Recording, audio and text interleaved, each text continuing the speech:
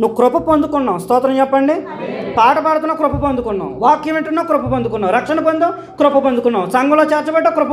నేనంట కృప పొందుకున్నా, నువ్వు కృపను వ్యర్థం చేసుకోవద్దు. ఆ కృప నిలుపుకో. చేదైన వేరు ఏదైనా నీలో మొలకుండా జాగ్రత్త పడు. పాడతాం కదా, నీ కృప నాలో వ్యర్థము కాలేదు, నీ కృపా వాక్యమే. చేదైన వేరు ఏదైనా నాలో మొలవనివ్వలేదులే, నీ కృప నాలో వ్యర్థము, నీ కృపా వాక్యమే.